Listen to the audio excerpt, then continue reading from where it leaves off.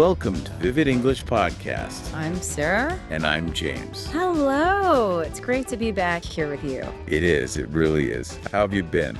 I'm doing great. Feeling ready to, get into the weeds of language. How about you? I'm doing well, but I have to admit I had a bit of a weird morning. Oh, what happened? Well, I was just scrolling through social media, TikTok, Instagram, and I honestly felt like I didn't speak English anymore.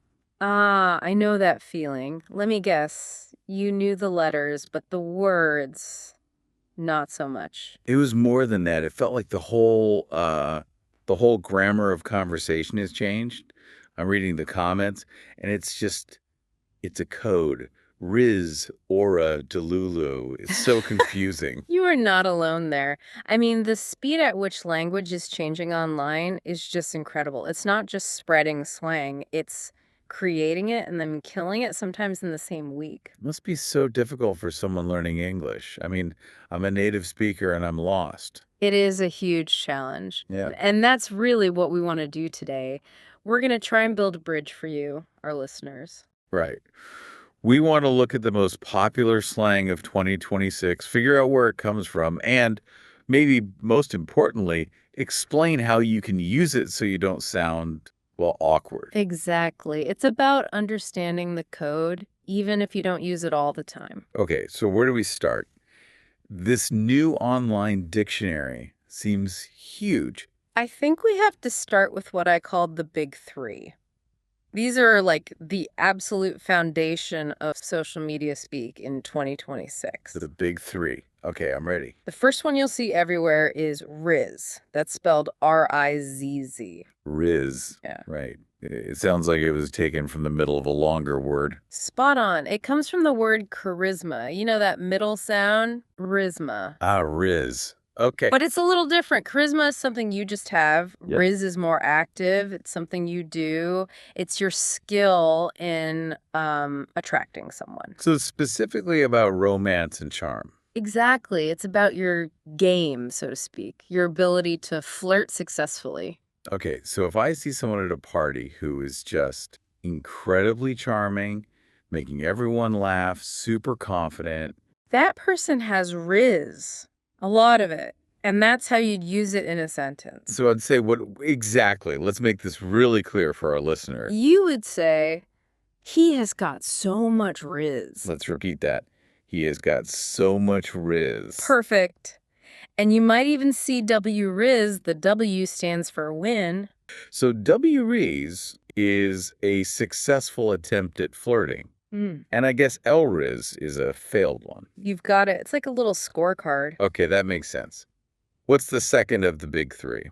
This one is less about romance and more about a person's general vibe. The word is aura, A-U-R-A. Aura.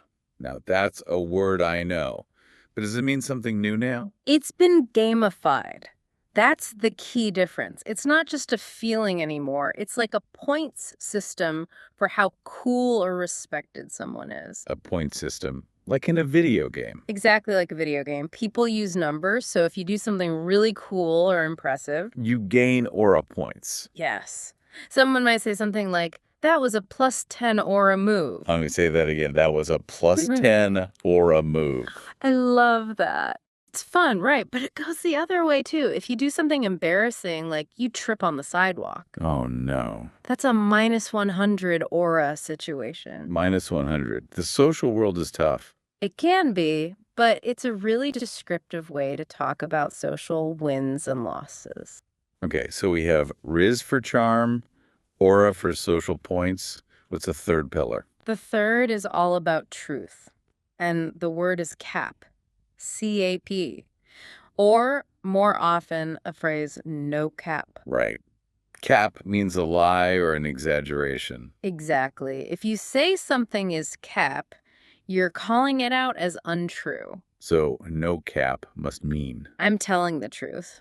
Or for real, seriously. It's a way to add emphasis that what you're saying is 100% true, no matter how unbelievable it sounds. It's like a stamp of authenticity at the end of a sentence. That's a perfect way to describe it. So if I just had the most amazing food of my life, how would I say that? You could say, that was the best burger ever, no cap. Okay, that was the best burger ever, no cap. It tells people, hey, I'm not just exaggerating. You've got it. Rizz, aura, and no cap. If you understand those, you can understand a huge amount of online comments. That's a great start.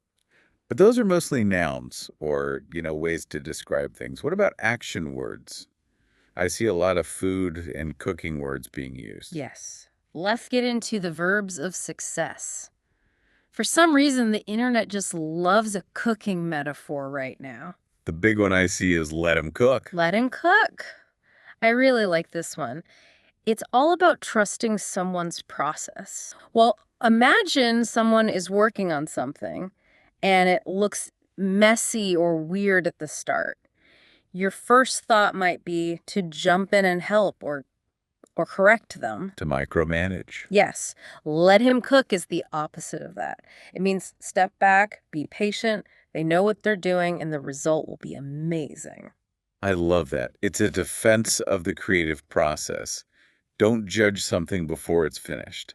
That's it exactly. So if I'm telling a long story on this show and maybe getting a little off topic. I tell our producer, don't worry, let him cook. Haha, thanks.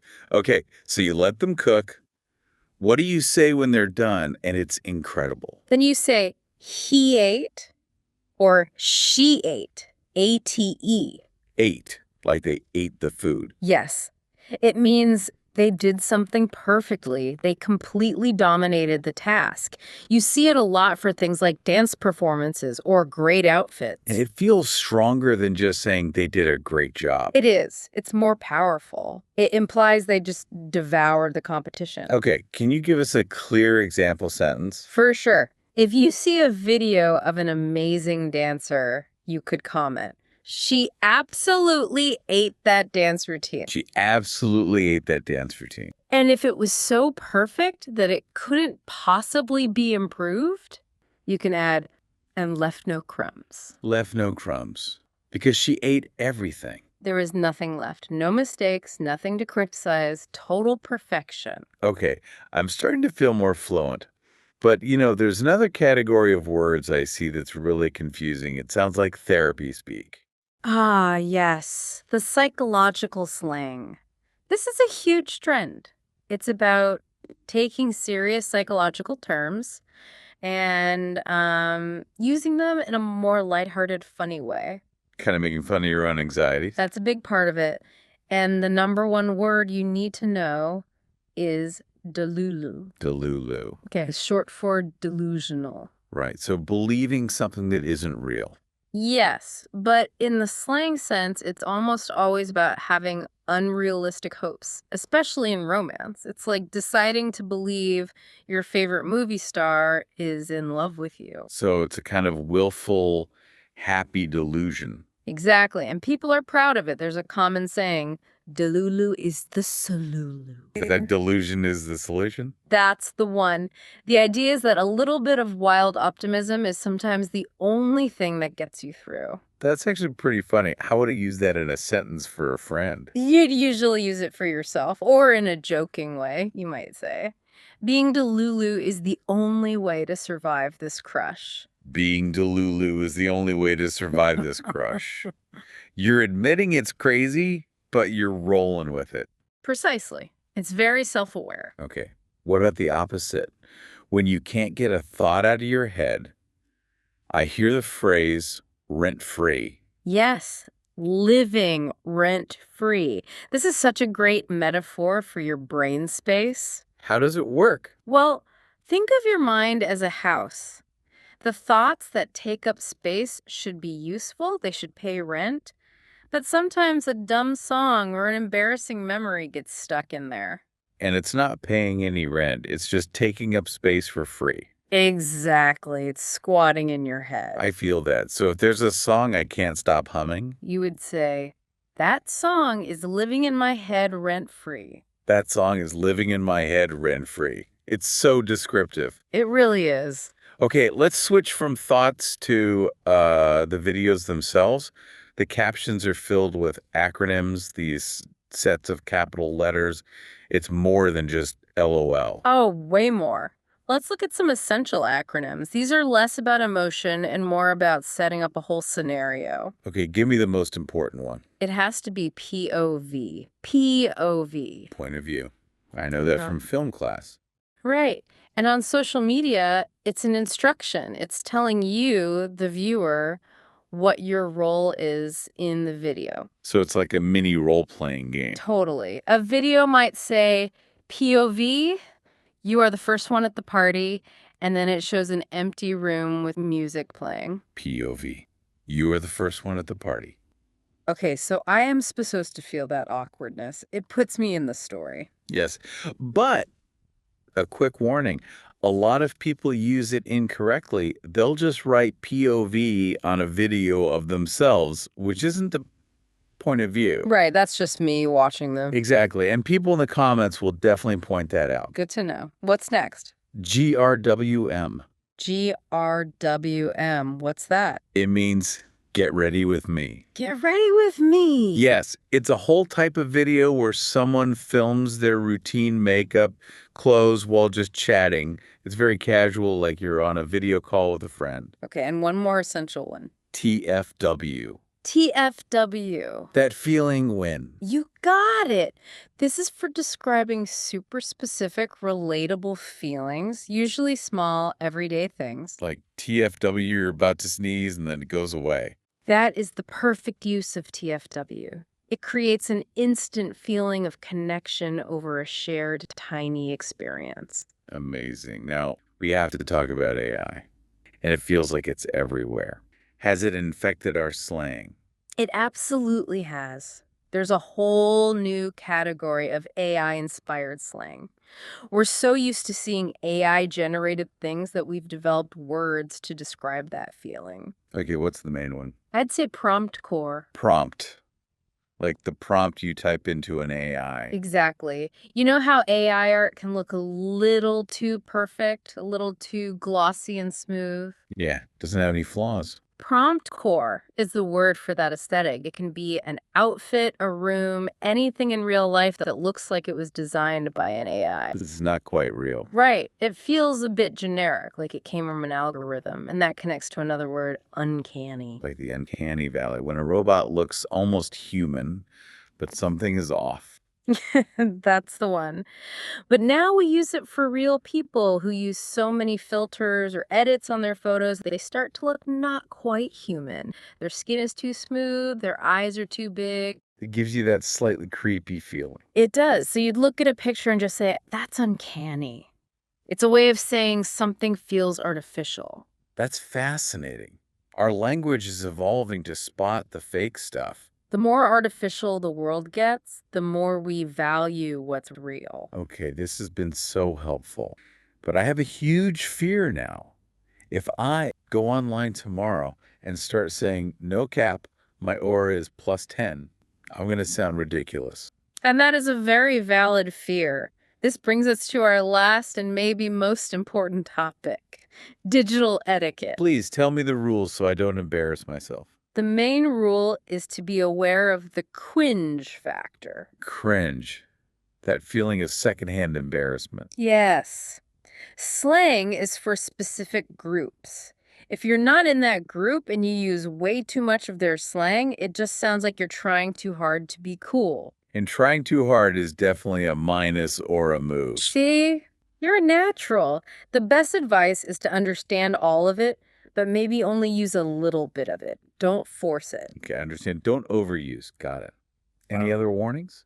Just one. Understand the idea of the ratio. The ratio. That sounds serious. It's basically a public vote on your opinion. If you post something on an app like X and someone replies to you, and their reply gets way more likes than your original post, you have been ratioed. Ah. So everyone agree with the reply, not with me. Exactly. It's a silent way for the internet to tell you that your take was bad. The numbers show you lost the argument. Ouch. That's a tough way to lose. It is. So, Think before you post a hot take. Good advice. Well, this has been so incredibly helpful. I feel like I can finally understand my social media feed. I have one last question. Did I use Rizz correctly in my last post? Oh, the fact that you have to ask makes it a 0 or a move. Well, I tried. You did. And hey, trying to learn is always a plus or a move in my book, even if it's a little cringe. I will take it. Thank you so much for walking us through all of this. Of course, it's always fun to see how language is constantly changing. It definitely is. We really hope this helps all of you out there scroll with a bit more confidence. Yes, and thank you so much for spending your time with us today. We really appreciate you listening. Please don't forget to subscribe and come back to the Vivid English podcast. We have so many more things we want to talk about. Have a great one, everybody.